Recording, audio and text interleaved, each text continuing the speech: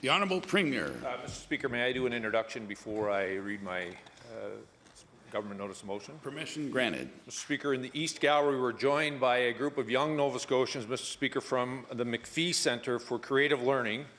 The MacPhee Centre does incredible work providing creative learning programs and mentorship for youth in the community at their downtown Dartmouth location. Mr. Speaker, as I read their names, I would ask them, well, they're all standing now. They're really good.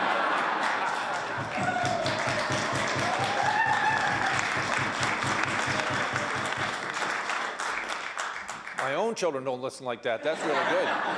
Mr. Speaker, Tabitha White, Charlotte Marine, Juliet Prager, Georgia Prager, Quinn Dexter, Matea Weeks-Williams, Ty Foster-Gallant, Brianna,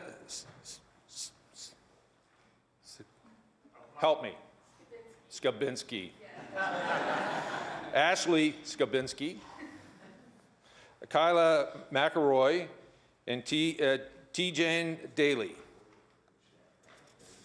Welcome.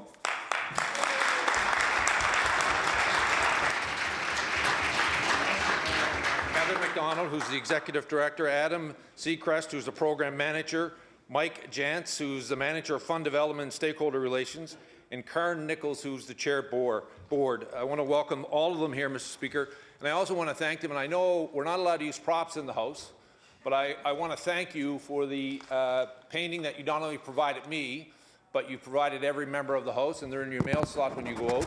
And I especially want to thank Emily, who was the artist behind the painting that I will actually put in the Premier's office. So welcome to Province House to all of you. Mr. Speaker, everybody have noticed in a future day I shall move the adoption of the following resolution. Whereas 10 years ago, the community of Dartmouth came together to try a different approach in connecting with and empowering local youth and founded the MacPhee Centre for Creative Learning. And whereas the MacPhee Centre provides youth with an opportunity to learn from creative industry professionals in programs that provide participants with hands-on learning and experiences that develop new skills and a greater self-confidence in themselves.